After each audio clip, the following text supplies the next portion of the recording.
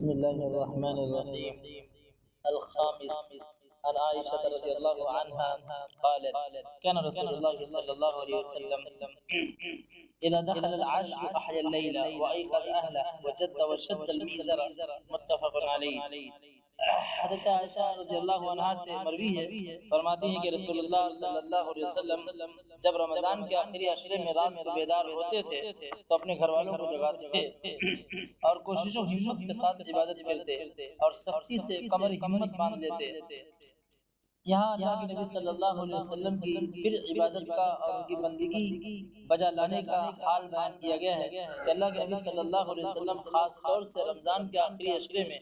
اپنی کمر ہمت کس لیتے تھے، یعنی پورا تہیہ کر لیتے تھے کہ اللہ سبحانہ و تعالیٰ کی عبادت میں ہمارے شب و روز اور دن و رات زیادہ سے زیادہ اوقات اور زیادہ سے زیادہ لمحے اللہ سبحانہ و تعالیٰ کی بندگی کے لیے صرف ہوں۔ احیا اللیل، رات کو شب بیداری کرنے کے لیے رات کو زندہ کرنا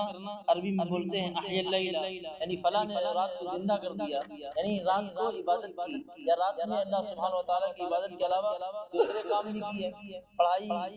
وغیرہ کی یا کوئی تحقیق کی یا ریسرچ وغیرہ کی، تو رات کو زندہ کرنا یعنی رات میں انسان کا کمر ہمت کس کر کسی کام کے لیے مستعد اور تیار ہو جانا ہے۔ یہ کہہ رہے ہیں میزر کا مطلب یہ ہوتا ہے ازار، جو پائجامہ اور تہبند ہوتا ہے، یعنی اس کو کس لیتے تھے اللہ کے نبی صلی اللہ علیہ وسلم۔ اور یہ کنایا ہے، کنایا مطلب اس سے اشارہ یہ دیا جا رہا ہے کہ اللہ کے نبی صلی اللہ علیہ وسلم اپنی بیویوں سے بھی نہیں ملتے تھے۔ یہ ایسے اوقات اور ایسے دن ہوتے تھے کہ اللہ کے نبی صلی اللہ علیہ وسلم جماع سے تحرز کرتے تھے، یعنی بچتے تھے۔ المیزر شد المیزر، ازار بند کو بند کر لینا یعنی اور کس لینا۔ یہاں اردو میں جسے ہم لوگ بولتے ہیں کہ کمر کس لو، اشارہ کنایہ میں بات کرنا، کمر کس لینا، اسی کو بولتے ہیں عربی میں شد المیزر۔ اور علماء نے لکھا ہے کہ اس کا مطلب یہ کہ تشمیر للعبادہ، یعنی عبادت کے لیے اپنے آپ کو تیار کر دینا اور پورا چاق و چوبند کر دینا۔ اسی لیے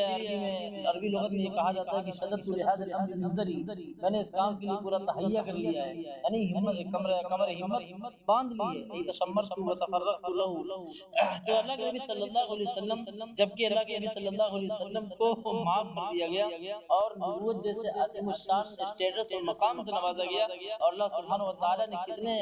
حسین مناظر طے کرائے، اور اللہ سبحانہ و تعالیٰ کی اتنی عظیم الشان نعمتیں اللہ کے نبی صلی اللہ علیہ وسلم کو ملی، اور اللہ کے نبی صلی اللہ علیہ وسلم کو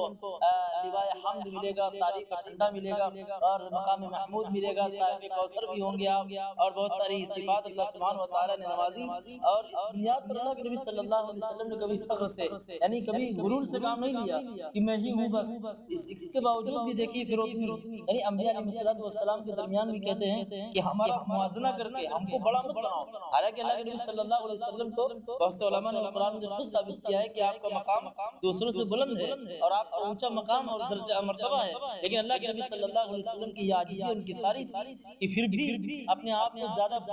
بڑھا کر یا اونچے بولنا اس طرح گوارا نہیں کیا۔ تو وجد وشد المیزر، اللہ کے نبی صلی اللہ علیہ وسلم کی عبادت کا حال پچھلی حدیث میں بھی بیان کیا کہ اللہ کے نبی صلی اللہ علیہ وسلم سے حضرت عائشہ کہا کرتی تھی کہ آپ اتنا زیادہ کیوں عبادت کرتے ہیں، مطلب آپ ہمیشہ روزے رہتے ہیں، سجدے میں پڑے رہتے ہیں، اور اتنا زیادہ اللہ سبحانہ و تعالیٰ کو مناتے رہتے ہیں اور اپنے آپ کو مشقت میں ڈالتے رہتے ہیں، کسی موسم کو بھی خیال نہیں کرتے ہیں۔ آپ کا کم سے کم کچھ آرام کیجیے، زیادہ سے زیادہ آپ لیٹیے بیٹھیے آرام کیجیے۔ تو اللہ کے نبی صلی اللہ علیہ وسلم یہ کہتے ہیں کہ افلا احب ان اکون عبدا شکورا۔ اب ذرا سوچیے یہاں پر اگر تھوڑا سا عام زندگی کے مسائل یا زندگی کی مثالوں پر اس کو منطبق کر کے فٹ کر کے اگر دیکھا جائے کہ کوئی انسان اگر پاس ہو رہا ہو 100%، وہ کیا پڑھے گا دوبارہ؟ کہے گا ہم تو پاس ہی ہوگا کیا، لیکن پھر بھی وہ پڑھتا ہو تو اس انسان کی پڑھائی کا کیا حال ہوگا اور اس کے ذوق و شوق کا کیا عالم ہوگا کہ انسان 100% لانے کے باوجود بھی اسٹڈی کر رہا ہے، محنت کر رہا ہے، پھر بھی وہ تحقیق اور منازل طے کر رہا ہے۔ اللہ سبحانہ و تعالیٰ کے تعلق سے اللہ کے نبی صلی اللہ علیہ وسلم کا یہی حال تھا، اور اسی لیے اللہ نے اللہ کے نبی صلی اللہ علیہ وسلم کو بہت کچھ نوازا بھی اور آگے بھی نوازے گا۔ اللہ سبحانہ و تعالیٰ سے دعا کرتے ہیں کہ اللہ سبحانہ و تعالیٰ ان کے نقش قدم کی پیروی کرنے والا اور اللہ کے نبی صلی اللہ علیہ وسلم کے بتائے ہوئے تمام احکامات کی رعایت کرنے والا بنائے، اور اللہ سبحانہ و تعالی جنت میں ان کی مصاحبت اور ان کی صحبت عطا فرمائے اور ان کا ساتھ نصیب فرمائے۔ سبحانک اللہم و بحمدک، اشہد ان لا الہ الا انت، استغفرک و اتوب الیک۔